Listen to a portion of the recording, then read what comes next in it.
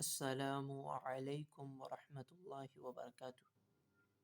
عزیز طالبات، اللہ تعالیٰ کی ذات سے امید ہے آپ سب خیر و عافیت کے ساتھ ہوں گے، اور یقیناً آپ نے تفسیر مصطلح الحدیث کے گزشتہ اسباق سماعت کر لیے ہوں گے۔ آج ہم اپنی کتاب تفسیر مصطلح الحدیث کا 28واں سبق پڑھیں گے، اور آج حدیث کی قسم ہے حدیث معلل۔ اس کو آج ہم انشاءاللہ العزیز پڑھیں گے۔ سبق شروع کرنے سے پہلے انتہائی محبت سے درود شریف پڑھ لیں۔ اللہم صلی علی محمد النبی الامی وعلی آلہ وسلم تسلیما کثیرا کثیرا۔ اب صفحہ نکال لیں۔ حدیث معلل۔ بسم اللہ الرحمن الرحیم۔ المعلل اذا كان السبب الطعن في الراوي هو الوهم فحديثه يسمى المعلل وهو السبب السادس۔ فرمایا جب راوی میں طعن کا سبب وہم ہو تو اس حدیث کو معلل کہتے ہیں، اور یہ اسباب طعن میں سے چھٹا سبب ہے۔ تعریف معلل، حدیث معلل کی تعریف: لغتاً اسم مفعول من اعلہ بکذا فہو معلل۔ لغت میں یہ اعلہ سے اسم مفعول کا صیغہ ہے،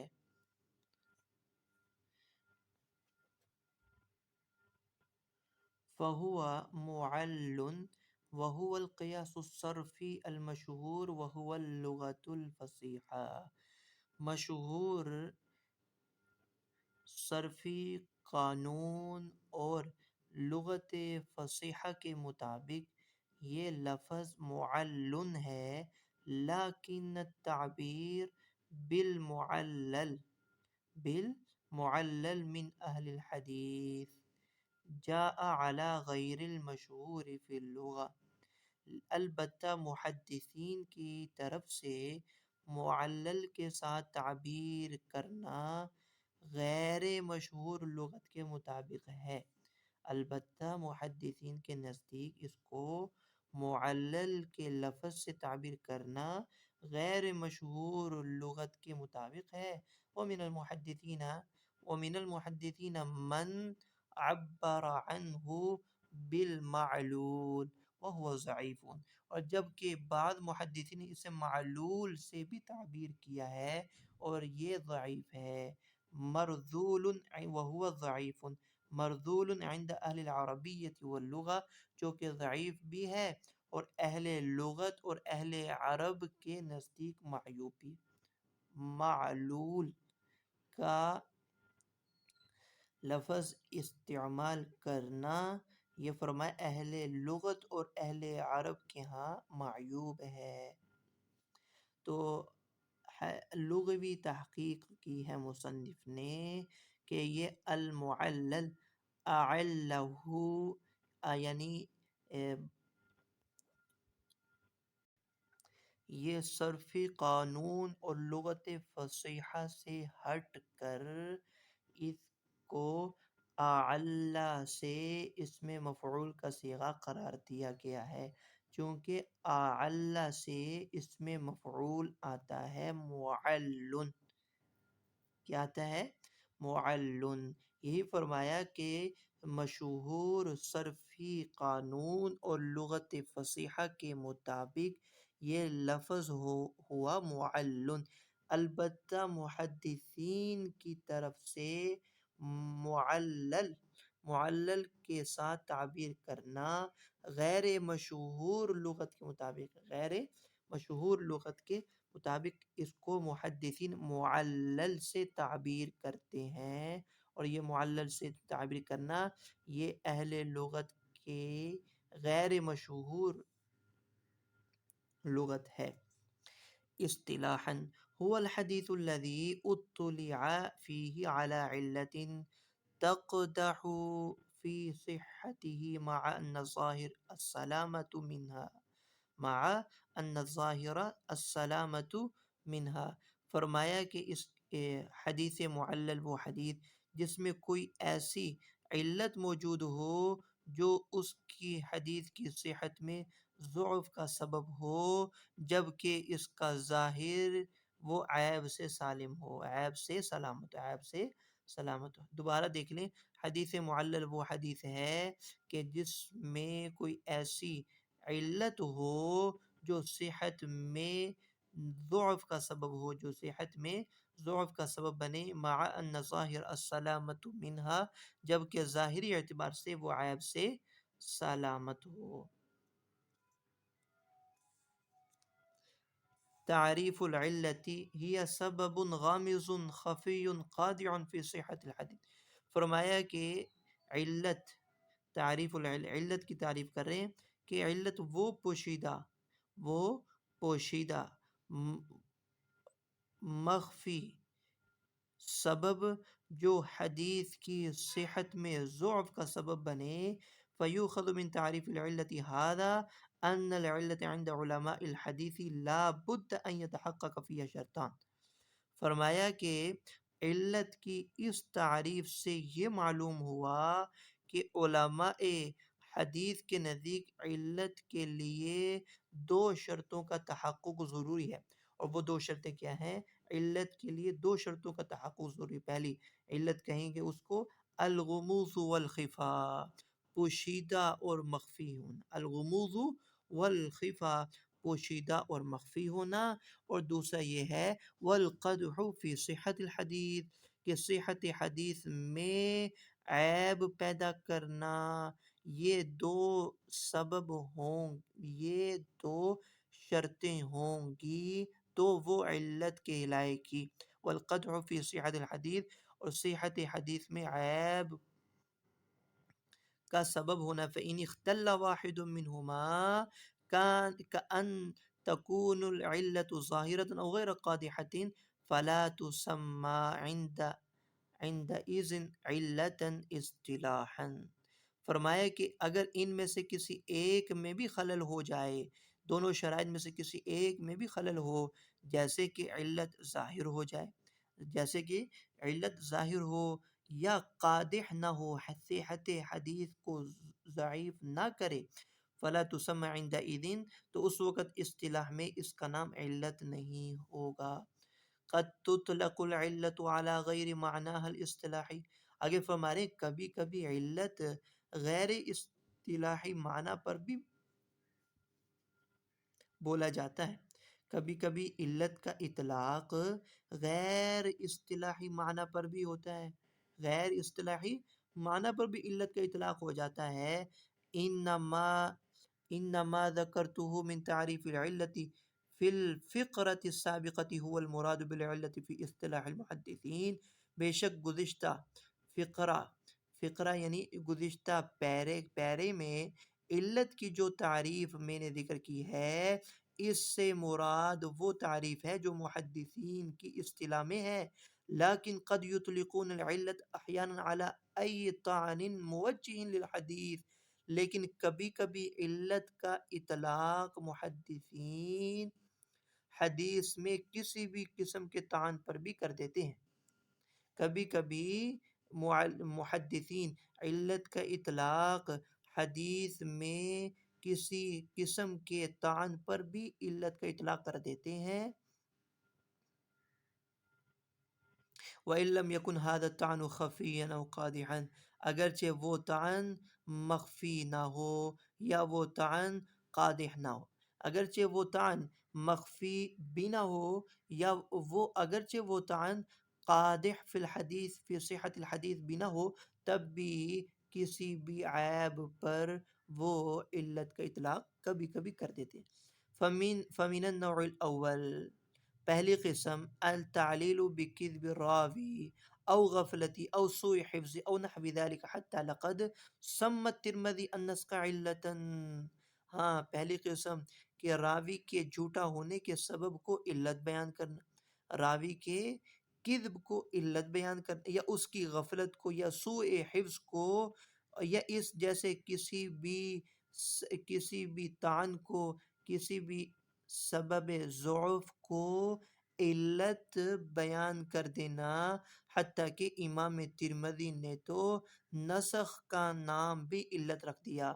ومن النوع الثانی، اور دوسری قسم، التعلیل بمخالفت لا تقدح فی صحت الحدیث، اور مخالفت کے ساتھ علت کا بیان کرنا کہ جو صحت حدیث میں قادح نہیں ہوتا، جو صحت حدیث میں ضعف کا سبب نہیں بنتا، کا ارسال ما وصلہ الثقہ، جیسا کہ وبناء على ذلك قال بعض من الحديث الصحيح ما هو صحیح معلل، جیسے کہ ثقہ کی متصل روایت کو مرسل بیان کرنا، ما وصلہ الثقۃ، جیسے کہ کسی ثقہ راوی کی موصول یعنی متصل روایت کو مرسل بیان کرنا، اس بنا پر کہ بعض علماء نے یوں کہا ہے من الحدیث الصحیح، حدیث صحیح میں سے وہ بھی ہے، ہوا صحیح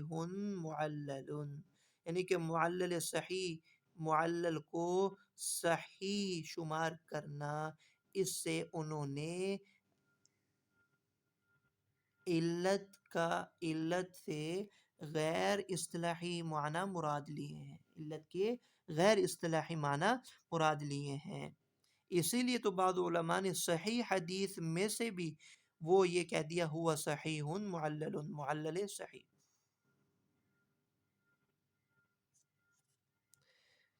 تو کبھی کبھی علت کا اطلاق غیر اصطلاحی معنی پر بھی ہو جاتا ہے، جیسے کہ آپ کے سامنے دو طرح کی اس کی قسمیں آ گئیں کہ راوی کا کذب، راوی کی غفلت، سوء حفظ کو بھی علت بیان کر دیا جاتا ہے، یا پھر مخالفت کو بھی علت بیان کر دیا جاتا ہے، ایسی مخالفت جو صحت حدیث میں نقصان نہ دے، جلالتہ و دقتہ ومن یتمکن منہ۔ آگے فرما رہے ہیں اس علت کی جلالت یعنی باریکی، جلالت اور باریکی، اور اس فن تک رسائی پانے والے، جی اس کا بیان، اس فن تک رسائی پانے والے کون حضرات ہو سکتے ہیں؟ معرفت علل الحدیث من اجل علوم الحدیث و ادقها، فرمایا کہ تمام علوم حدیث میں سے، تمام علوم حدیث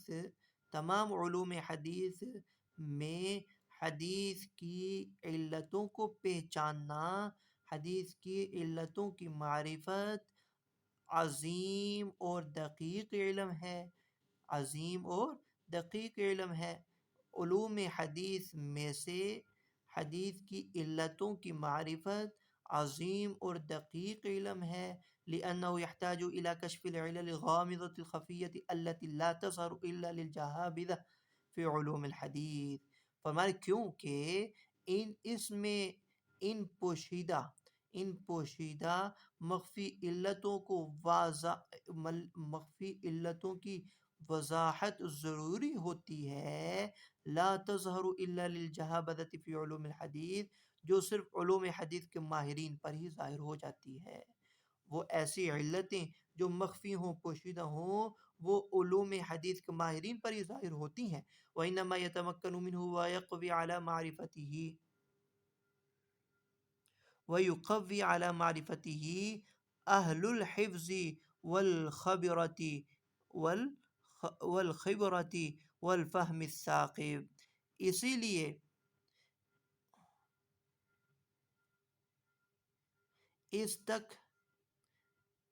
اس تک حافظ، صاحب معرفت اور روشن سمجھ والا ہی رسائی پا سکتا ہے اور اس کی پہچان پر قدرت رکھ سکتا ہے۔ وَإِنَّمَا يَتَمَكَّنُ مِنْهُ وَيُقَوِّي عَلَى مَعْرِفَتِهِ، اس تک رسائی حافظ، اہل معرفت اور روشن سمجھ والا ہی رسائی پا سکتا ہے اور اس کی پہچان پر قدرت پا سکتا ہے، لہذا لم یخوض غمارہ الا القلیل من الائمہ، اس لیے اس کی گہرائیوں میں غوطہ لگانے والے بہت تھوڑے ہیں، اس کی گہرائیوں کے اندر غوطہ لگانے والے بہت تھوڑے ائمہ کرام ہیں، جیسے کہ ابن المدینی و احمد والبخاری و ابی حاتم الدارقطنی، یہ نام ان کے ذہن نشین کر لیں۔ امام بخاری، ابن مدینی، امام احمد اور ابو حاتم اور دارقطنی، یہ ہیں وہ لوگ جنہوں نے علل غامضہ خفیہ کی پہچان کی ہے۔ یہ ہیں علوم حدیث کے ماہر، یہ ہیں علوم حدیث کے ماہر جن تک یہ حدیثوں کی علتوں کی پہچان ہو سکی۔ الی این الی ای اسناد یتطرق التعلیل، کس سند کی طرف تعلیل راہ لیتی ہے؟ ہاں جی، فرمایا ہے کہ مطلب تعلیل کی ضرورت کن اسناد میں پیش آتی ہے، کس سند کی طرف تعلیل راہ لیتی ہے۔ یتطرق التعلیل الی الاسناد الجامع شروط صحت ظاہرہ، فرمایا کہ تعلیل ایسی سند کی طرف راہ لیتی ہے جو صحت کی شرائط کو ظاہراً جمع کرنے والی، ایسی اسناد جو صحت کی شرائط کو ظاہراً جمع کرنے والی ہوں۔ کیوں؟ لأن الحدیث الضعیف لا يحتاج إلى البحث عن علله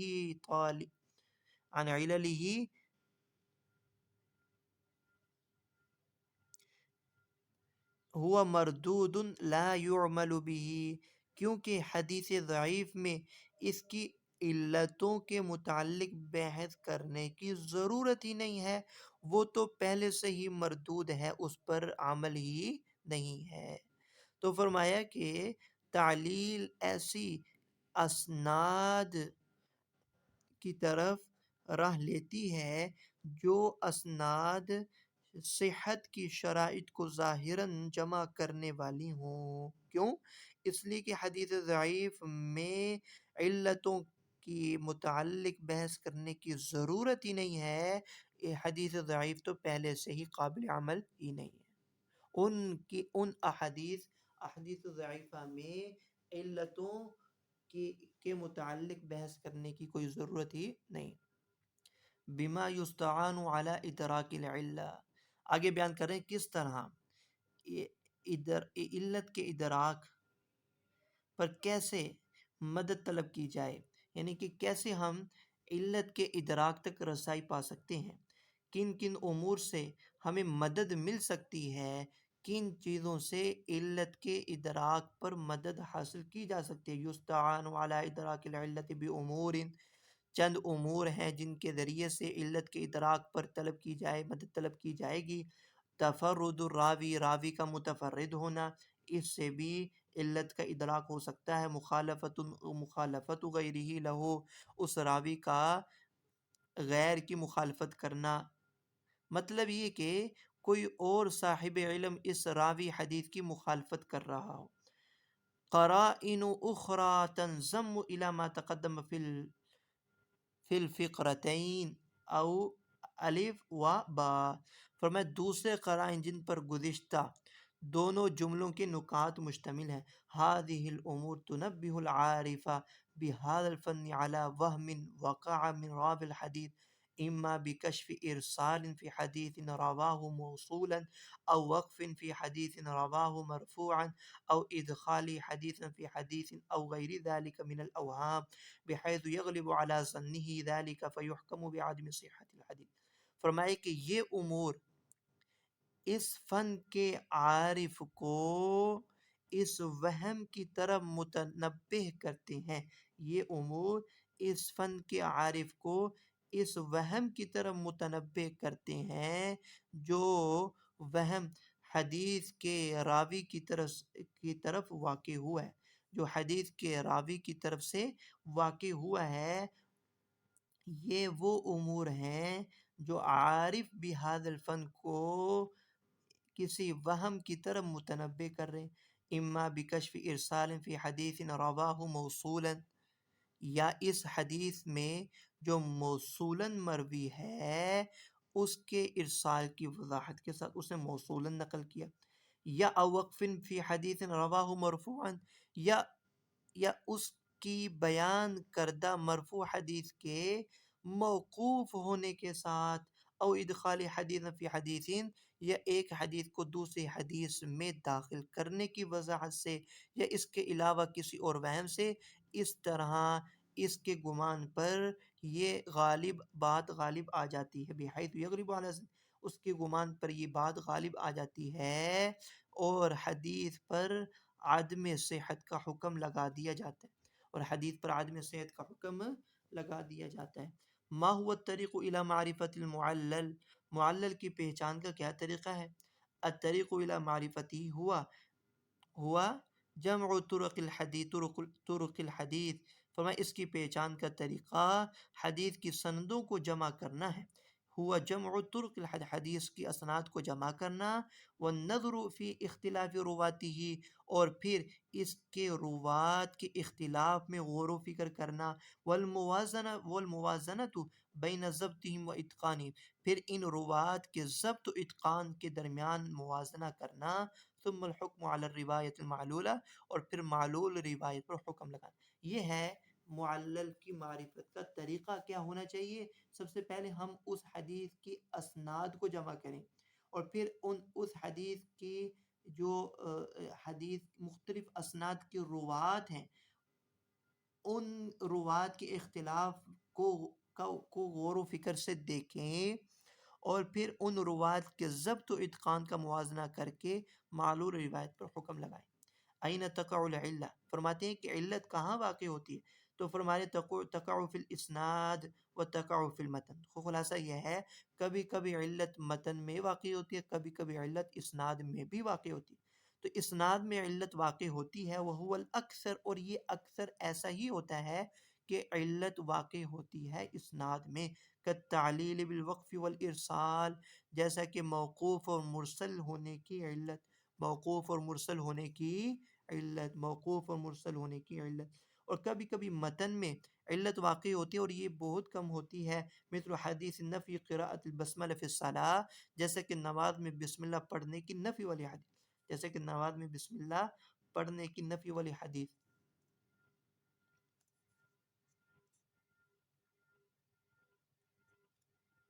هل العلت فی الاسناد تقدح فی المتن، کیا سند میں جو موجود علت ہے وہ متن میں قادح ہے، متن کو نقصان پہنچائے گی، متن کو ضعیف بنا دے گی؟ تو فرمانے قد تقدح فی المتن مع قدحها فی الاسناد، کبھی کبھی تو